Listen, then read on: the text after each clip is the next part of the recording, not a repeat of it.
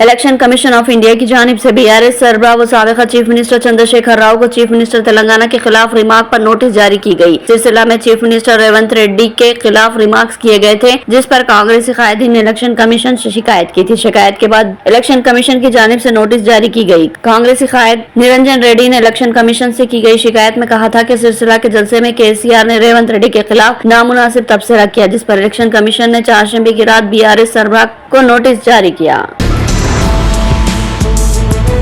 BRS के रियासती working सदर कल्वकुंटला तारिक रामाराव ने सनसनीखेज तबसरा किया कि तेलंगाना रियासत की सियासत में जल्द ही बड़ी तब्दीली आएंगे और इस बात का इम्कान है कि चीफ मिनिस्टर खुद बीजेपी में शामिल हो जाएंगे। उन्होंने एतराज किया कि कांग्रेस हुकूमत अवाम की फलाह व बहबूद को नजरअंदाज कर रही है। उन्होंने कहा कि ये वाज़ेह करना जरूरी है कि क्या चीफ मिनिस्टर रेवंत रेड्डी राहुल गांधी की जानिब है या वजीर आजम मोदी की जानिब काम कर रहे हैं।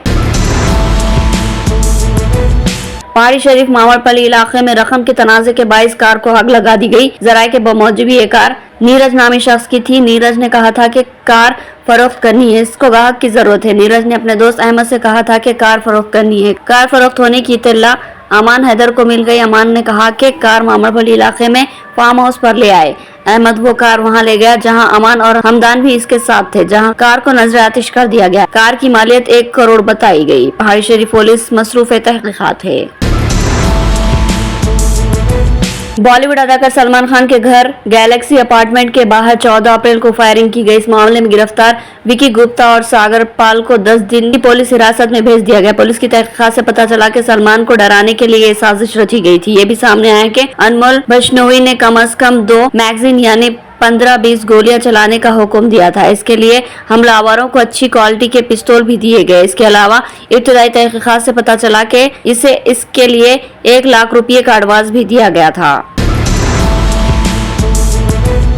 हैदराबाद के छत्तीसगढ़ जाने वाली खानगी ट्रैवल की बस को आग लग गई। ये वाकया पीर की शाम पेश आया। बशीराबाद पुलिस के मुताबिक छत्तीसगढ़ की खानगी ट्रैवल की बस कल शाम 7 बजे रवाना हो रही थी कि बस में 30 मुसाफिरीन सवार थे। कोमपल्ली से 2 किलोमीटर की दूर जाने के बाद एक मुसाफिर ने अपना सेलफोन चार्जिंग के लिए लगाया, जिसके साथ धुआं निकलने लगा और आग भड़क उठी। ड्राइवर ने फौरी तौर पर सड़क के किनारे बस को रोक दिया और तमाम मुसाफिरीन को उतार दिया। इसके बाद बस जलकर खाकसर हो गई। इत्तला मिलते ही जेडीमेटला से फायर इंजनों को तलब किया गया और आग बुझाई गई। तेलंगाना के जगत्याल जिले में स्कूल वैन की टक्कर से 1.5 साल लड़की जाबाक हो गई। ये वाकया तेलंगाना के जिले जगत्याल के मलयाल मंडल के मधुटला गांव में मंगल की सुबह उस वक्त पेश आया जब अरीबा नामी 1.5 साल की लड़की प्राइवेट स्कूल वैन के नीचे इत्तेफाकी तौर पर आ गई। जराये के मुताबिक लड़की की मां अपने बेटे को स्कूल वैन में छोड़ने घर के सामने ठहरी वैन के पास आई थी और ये लड़की वैन के पीछे खड़ी थी कि इसकी जद में आकर जाबाक हो गई। सनत नगर में खेल के दौरान एक कमसिन लड़का स्विमिंग पूल में मुश्तबा तौर पर गर्क हो गया। 12 साल कार्तिकिया जो सनत नगर के किन श्रीनिवास का बेटा था, कल अपने साथियों के हमरा क्रिकेट खेल रहा था। लड़के इंडोर स्टेडियम के करीब खेल में मसरूफ थे। इसी इंडोर स्टेडियम में बल्दिया का स्विमिंग पूल है। कार्तिकिया जो तातीलात के सबब मकान के करीब साथियों के हमरा क्रिकेट खेल रहा था, क्रिकेट बॉल को निकालने स्विमिंग पूल गया। स्विमिंग पूल बंद रहने के सबब कार्तिकिया दीवार को फलांगकर स्टेडियम में दाखिल हुआ, जो वापस नहीं लौटा। कुछ देर बाद इसके साथियों ने कार्तिकिया की वालदा को इसकी इत्तला दी। जलगांव के MIDC सेक्टर में मोरिया केमिकल कंपनी में जबरदस्त आग लग गई। इस आग में 20 से ज्यादा मजदूर शदीद तौर पर झुलस गए। 5 अफराद की हालत तशवीशनाक है। जख्मियों में कुछ को प्राइवेट हॉस्पिटलों और दीगर को इलाज के लिए डिस्ट्रिक्ट गवर्नमेंट मेडिकल कॉलेज में दाखिल करवाया गया। इस सिलसिले में मजीद मालूमात ये है कि शहर के MDC सेक्टर में मोरिया केमिकल कंपनी में आज 17 तारीख की सुबह 9 बजे शदीद आग भड़क उठी। ताहम आग लगने की वजह के बारे में अभी मालूमात दस्तयाब नहीं हुई। छत्तीसगढ़ के कानगीर जिले के हाईपोटला जंगल में मंगल को पेश आए इनकाउंटर में 29 माओवादी हलाक हो गए और तसादुम के साथ इनकाउंटर के मुकाम से बड़ी तादाद में हथियार बरामद हुए। मारे गए माओवादी में कई बड़े कमांडर भी शामिल थे। इस वक्त इलाके में सर्च ऑपरेशन जारी। इस दौरान जख्मी होने वाले 3 सिक्योरिटी एहलकारों की हालत खतरे से बाहर बताई गई।